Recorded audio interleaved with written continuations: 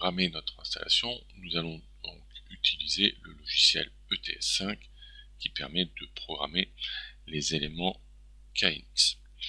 Première chose, donc cliquez sur ETS5. Voilà, la fenêtre suivante apparaît.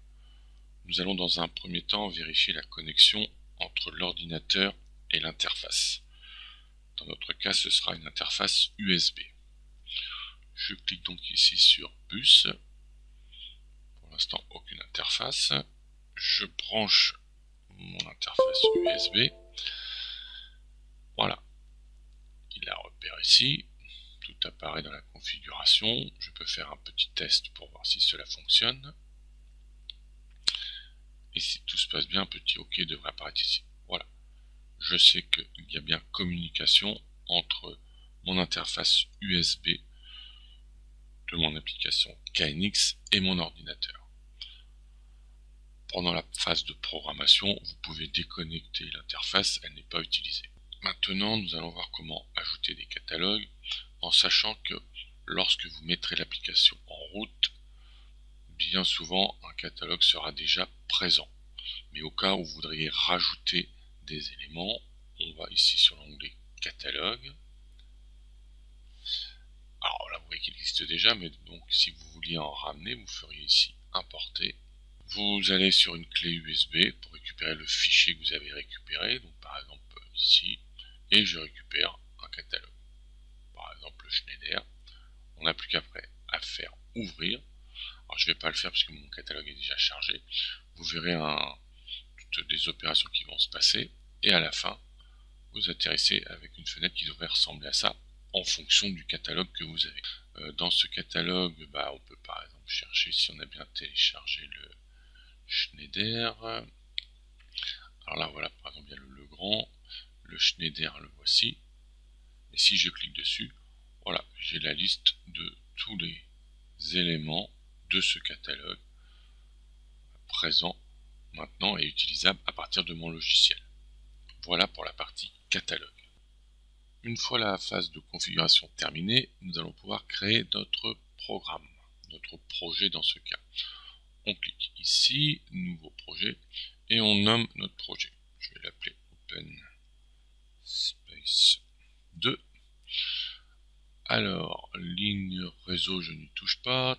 TP, pour indiquer qu'on est en paire torsadée, je n'y touche pas. Et les adresses se feront sur 3 niveaux. Donc jusque là, tout va bien. Voilà. Là, j'ai créé mon projet. Je reconnais son nom, il est ici. Et ici pour sa constitution. Alors avant de commencer, je vais déjà le préconfigurer. Donc je vais me mettre ici, espace de travail, ouvrir panneau. Et je vais faire tout de suite la configuration de mes adresses de groupe. Vous verrez par la suite à quoi ça sert, mais autant le faire dès le début. Adresse de groupe. Donc ici, je vais pouvoir rajouter tout de suite. Alors je me mets sur adresse de groupe et je clique sur le bouton droit de ma souris et je fais importer. Et là, je vais récupérer justement ce fichier-là, convention 2010. Donc c'est un fichier qui vous sera mis à disposition. Je l'ouvre et qu'est-ce que ça va faire? Ça va créer pour la suite de notre programme. Vous verrez, à un moment donné, on viendra dans tout ce qui est adresse de groupe et tout sera déjà préconfiguré. Comme ça, on travaille tous avec le même standard. Donc autant le faire tout de suite dès la création de votre programme. Nous allons créer ce qu'on appelle la topologie du bâtiment. On va essayer de recréer sur le programme ou sur notre logiciel tous les différentes parties du bâtiment qui existent. Donc nous allons se mettre ici, puisque c'est notre on va dire c'est notre point de départ, et je vais commencer donc par créer toutes les pièces de mon cahier des charges. Un bureau, donc je me place ici et je clique sur ajouter une partie. Et dans cette partie-là, je vais créer ce qu'on appelle le bâtiment 1. Bâtiment 1, voilà, c'est créé. Et à l'intérieur de ce bâtiment, je vais rajouter, alors nous, il n'y aura pas d'étage. Dans ce bâtiment 1, donc je peux rajouter ici, je vois des étages, des escaliers. Moi, je vais rajouter des pièces. Donc, je vais rajouter une pièce bureau. bureau. Voilà. Et on me demande de rajouter 2 vestibules. Toujours dans le bâtiment 1, je vais rajouter pièce. Alors j'aurais pu mettre x2, moi je vais le faire comme ceci, vestibule. Alors je vais mettre le vestibule 1 pour le premier. Et ensuite, pareil, pièce, vestibule. J'ai mis un S, cette fois-ci, vestibule 2. Donc voilà le principe. Alors, je vais suivre la procédure. On imagine qu'il y a un changement et qu'on veut changer le nom du vestibule. Alors là, on voudrait le changer. On nous demande en local elect. Donc là, qu'est-ce que vous faites? Vous vous positionnez ici. Et là, vous mettez local, je vais mettre un espace elect. Et normalement, si tout se passe bien, ça change tout seul. Je me mets sur le vestibule 2. Et là, on me demande de le changer en local LAN. Toujours au même endroit, je me mets ici. Et dès que je vais revenir là, le nom se retrouve automatiquement changé. Voilà pour les noms des pièces et les modifications que vous pouvez faire si vous voulez changer un nom. Alors si on veut, on peut aussi rajouter à l'intérieur d'une pièce carrément des équipements. C'est ce qu'on me demande dans le test, c'est de rajouter dans l'armoire ELEC, donc dans celui-là, une armoire GTL. C'est ce que je vais faire tout de suite, donc GTL. J'aurais pu mettre en majuscule GTL. Et voilà. Okay. Et du coup, j'ai l'armoire qui apparaît dans la pièce locale ELEC qui elle-même est dans le bâtiment 1. Alors, une fois que j'ai créé toute ma structure avec tous mes bâtiments, mes pièces et les armoires, je vais maintenant mettre mon matériel en fonction de l'endroit. Alors là, par exemple, j'ai plus besoin pour l'instant de la fenêtre groupe, donc je vais l'enlever. Ça, je vais avoir un petit peu plus de place pour voir mon catalogue et pour faire glisser. Donc, j'en profite pour réorganiser un petit peu. Là, j'ai tous mes éléments. Donc, je vais passer ici, vous voyez, dans la vue catalogue. J'ai le catalogue qui apparaît là. Alors, si jamais il n'était pas là, hop, si vous êtes comme ça, vous avez que vos pièces. Donc, il faut aller dans espace de travail, ouvrir panneau, et là, vous choisissez les panneaux que vous voulez. Donc là, moi, j'étais sur mon panneau catalogue. Ah, mon panneau catalogue, il est là. Après, il faut laisser le temps de revenir.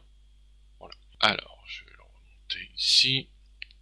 Et là, je vais chercher, donc je cherche les références du matériel que vous avez sur la platine. Alors moi, je vais commencer par l'interface USB, donc c'est un MTN, et c'est le 681 829. Et donc voilà, il apparaît ici. Et après, il suffit de le glisser dans l'endroit où il est.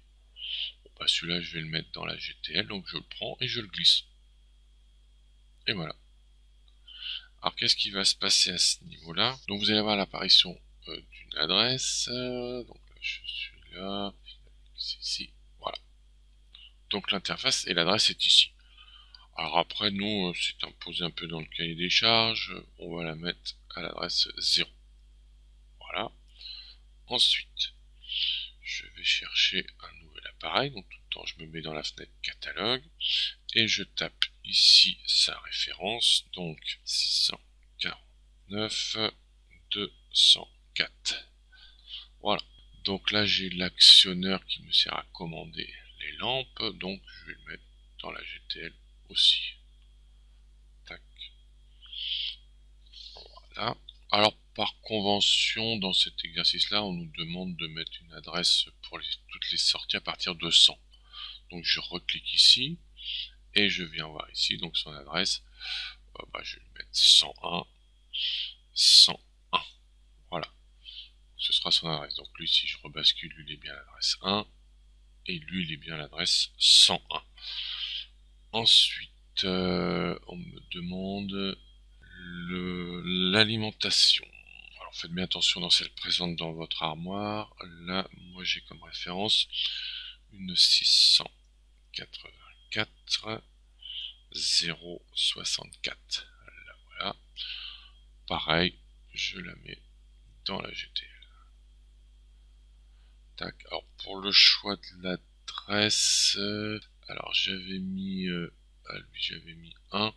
Donc enfin on me demande une interface bouton poussoir. Tac. Donc là je vais chercher le 670. Donc je retape dans l'onglet catalogue 804. Et là voilà il apparaît. Alors lui par contre je vais le placer dans le local LAN. Donc ici, donc je le prends et je le place ici. Et l'adresse, je prendrai la suivante, il me l'a mis automatiquement. Donc voilà, tous mes équipements pour la commande donc, de la lampe via le fameux bouton poussoir sont rentrés en fonction de l'endroit où ils sont placés.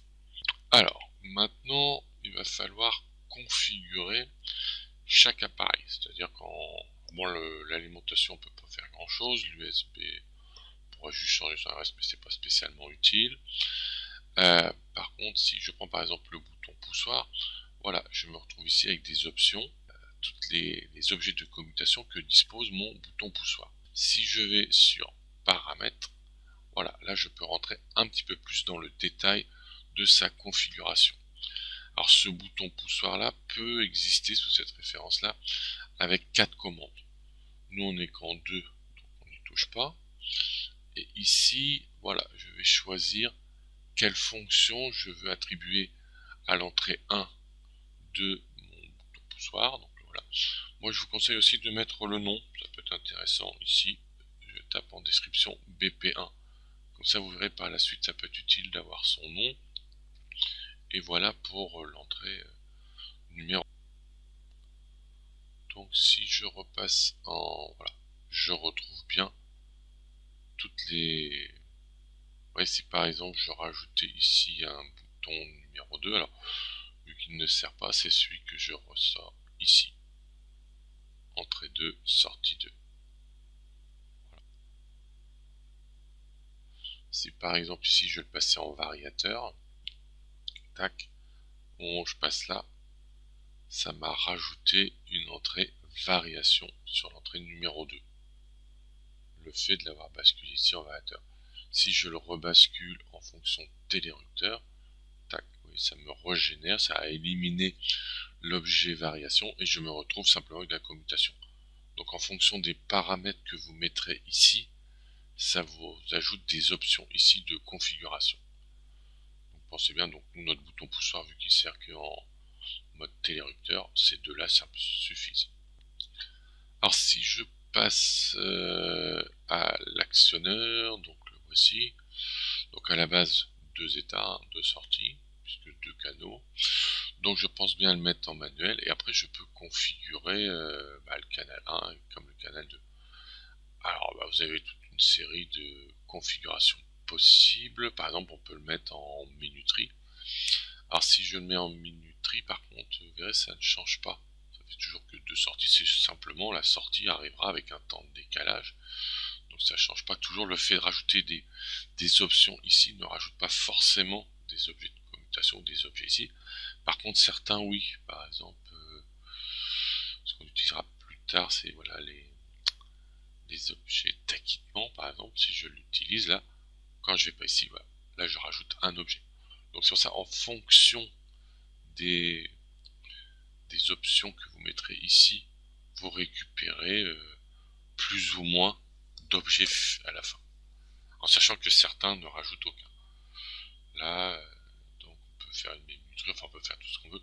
Là pour l'instant on reste dans le cadre de notre application, juste un fonctionnement en mode télélecteur, donc un contact NO. Voilà pour lui. Toute la configuration des appareils est terminée. On peut rajouter aussi cette petite option. Donc ici, libérer. Ça c'est bon, c'est ici. On peut mettre libérer et choisir un temps. Souvent on conseille de mettre 5 minutes. Voilà, nous vérifions bien que nous avons bien donc configuré tous nos éléments. Donc l'actionneur, j'ai bien sa sortie avec ici. Alors si je veux pas les voir, je peux faire comme ça et je les lis directement ici. Et si je veux voir le détail là, je peux le Et j'ai bien pareil mon bouton poussoir. Voilà.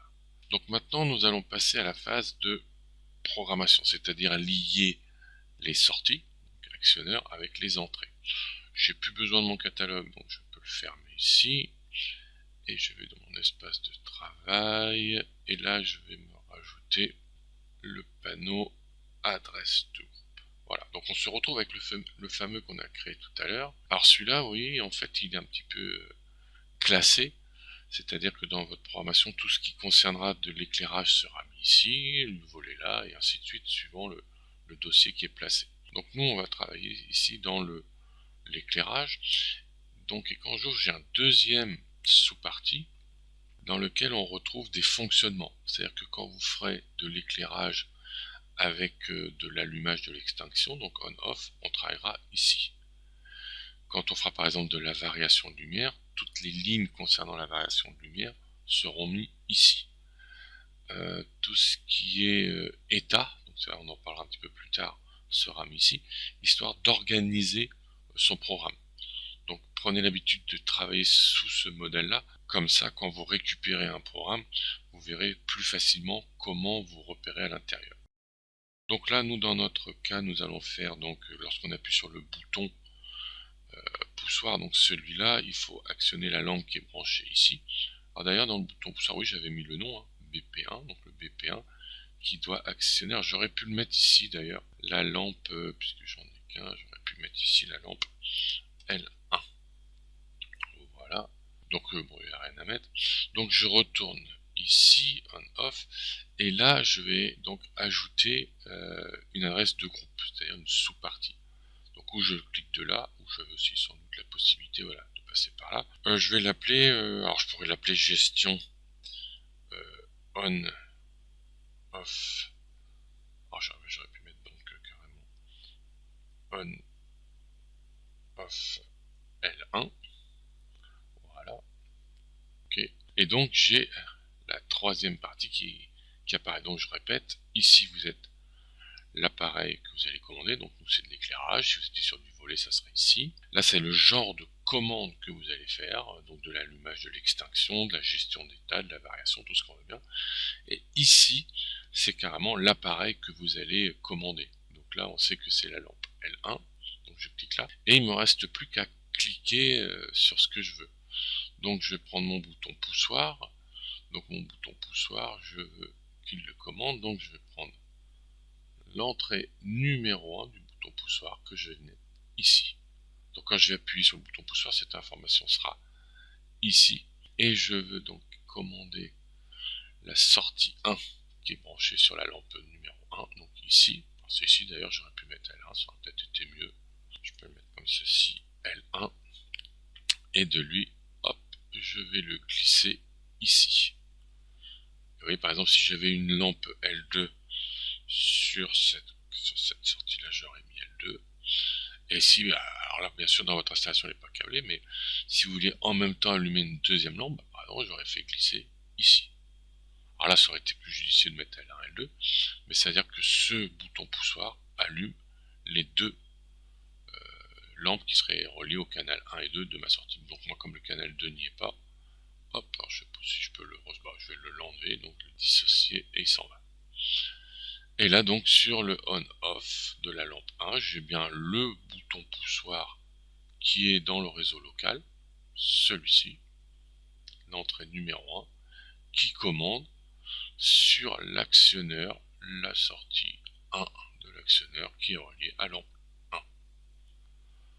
Voilà l'idée pour la programmation de cette installation. Alors, pour faire fonctionner maintenant, il suffit de transférer donc tout votre programme à l'intérieur de chaque module. Donc vous choisissez par exemple le module actionneur. Alors bien sûr il faut avoir connecté l'installation avec l'ordinateur. Et là vous serez ici. Voilà, tout téléchargé. Et là vous téléchargerez directement l'appli. Alors si vous faites juste une modification au moment où vous êtes là, vous pouvez faire télécharger que l'application. Quand vous faites tout télécharger, en fait vous téléchargez et l'adresse et le programme. Alors par contre n'oubliez pas d'avoir réinitialiser toute l'installation avant de commencer.